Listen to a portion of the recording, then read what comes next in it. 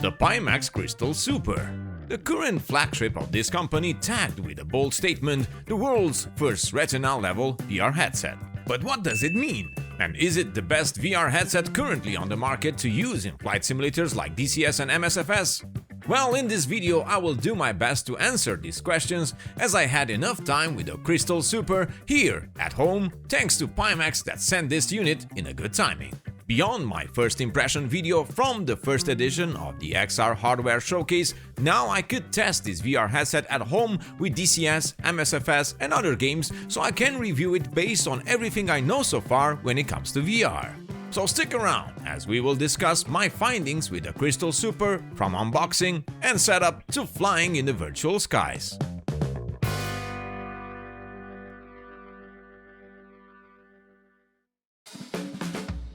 Hello virtual pilots, I'm Andre Celesti and tonight we talk about the Pimax Crystal Super. Yes, we finally got it in our studio, and having enough experience with the prior headsets from Pimax, I always wondered how the Super will do, especially within DCS.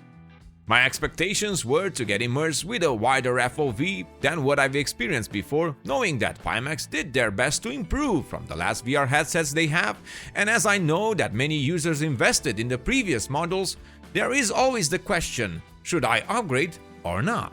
But let's get back to the bold statement of Retina Level VR headset. What does it mean?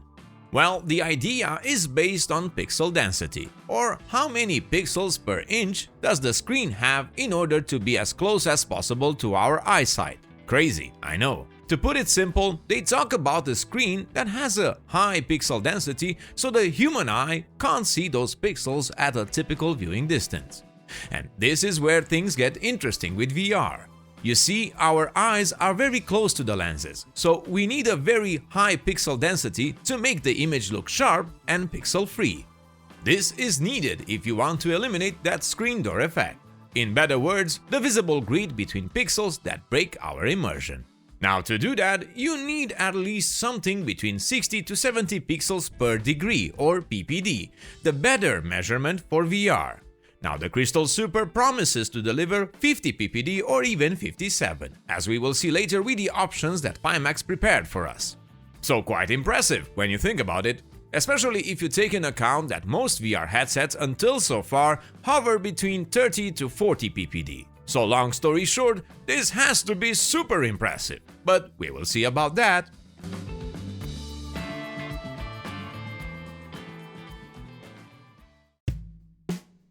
The Super came in the same slick-looking black box that the previous headsets had.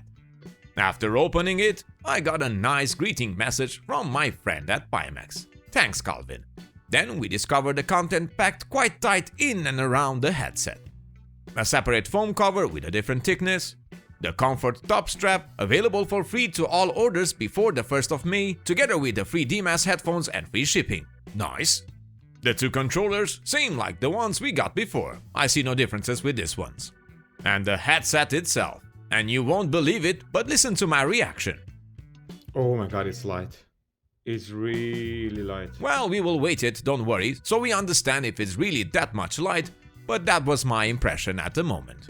Past some foam packaging, we got a quick guide manual, more paper stuff, and a long box that has inside presents for me, yes? No, Petrovich, sorry, not this time. These are the wires and required charger with plenty of options for different regions of the world.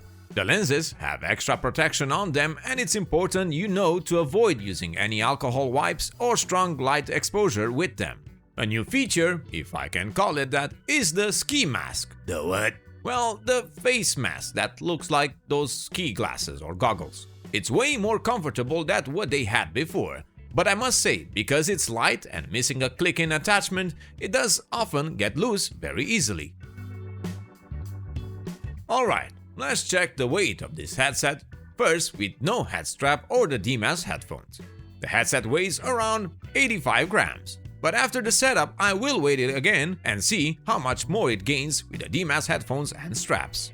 And so I installed the headphones, quite simple. You first take the padding that is held by a Velcro and check for the left or right marking on the headphones. Don't mix them up. You take out the center screw and remove the default speakers. And then you install the DMAS headsets. That's it. Then for the top strap, it's the same process, but this time you will work with some tiny little nano screws. I think it's part of the weight loss for these headsets, but my oh my, how hard it is to attach them with sweaty hands. Also, please be mindful that you have to extend the strap so you reach both sides. Now place the left and right pads back and let's move on to the cables. Now here is as simple as those games children play to fit the shape. Only this time, it took me some time to realize the diagonal had to go as the headset inner side went. You will see. Good luck! Oh, and make sure it's really in, otherwise you will lose more time when connecting the headset to your PC and not getting a connection. You're welcome. They also moved the buttons for power and volume on the top left side.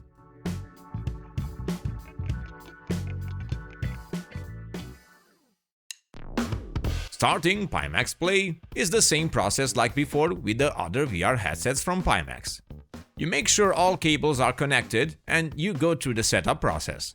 The power light will change from green to blue when it's all done.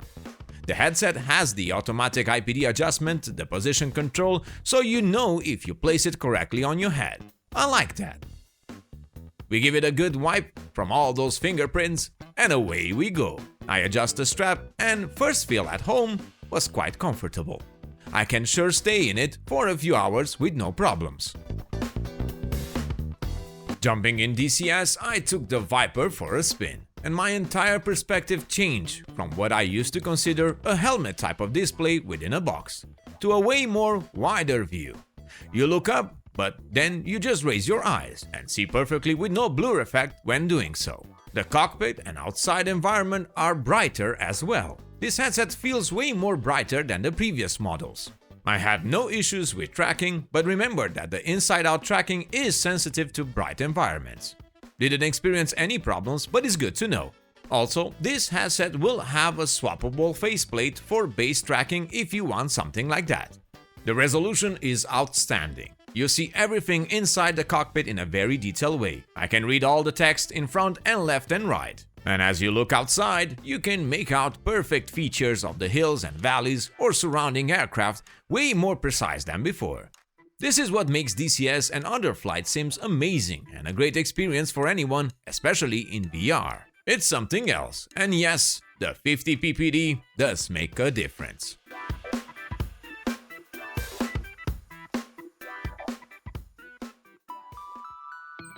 Blasting so many pixels at full speed while skimming over the Syria map in an F-16, the sense of speed and vividness that this headset offers is outstanding. I'm running the Super with a 48 Super, I gotta say, what a beautiful combination. And in my test with other modules on the Syria and Caucasus map, I got no visible lag, no drops and no loss of tracking until so far. But there's one thing I must admit. The fans are running quite often on the headset itself, and I felt heat on the top and sides of the headset after an hour of playing DCS. This was with brightness turned all the way up.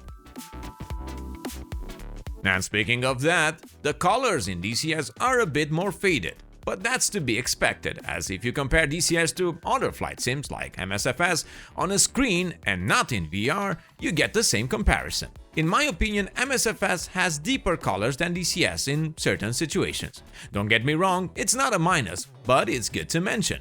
I flew in Microsoft Flight Simulator 2024 as well during sunset, and the QLED panels do the job when depicting darker areas, shadows or black surfaces.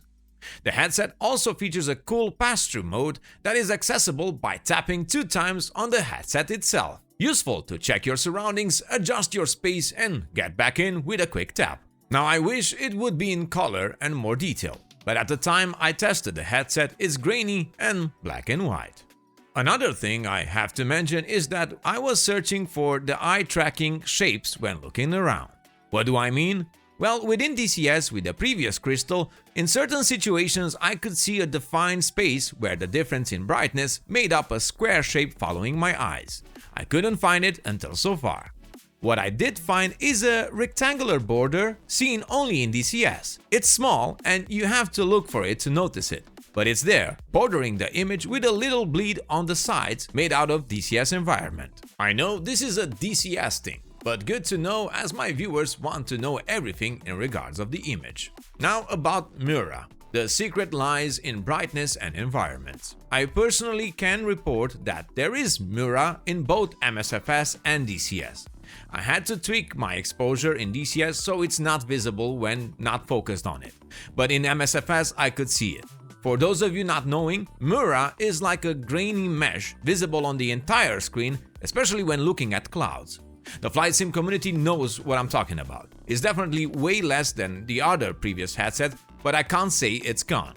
Another minus, if you could say so, is the size. Even though they reduced it from the previous models, it's still on the chunky side, measuring a 21 cm horizontal, around 5 cm depth, and 11 cm tall, and weighing, with the DMAS headset and straps, around 1 kg.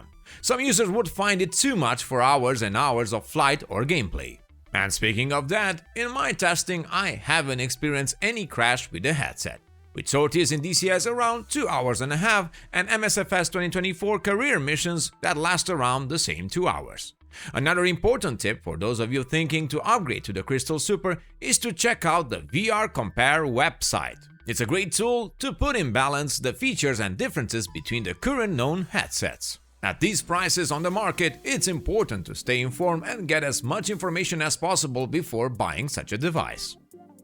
And so, do I recommend the Super? It's a headset many of us have waited for. If not to have, is to see what is the next step in VR technology. With swappable screen panels, eye tracking, and a dynamic foveated rendering to boost your performance, rendering the inner image more crisp and clear while simulating the real vision effect we get with our eyes. If you would have asked me 10 years ago that I would be flying in DCS with this type of clarity, I would have said I wouldn't be able to afford such a thing. But this is the reality now. And so, if you got the budget and you are looking for the next DCS headset or any other sim, racing, trucking, anything that places you in a cockpit for hours and hours of enjoyment, it's a strong contender these days.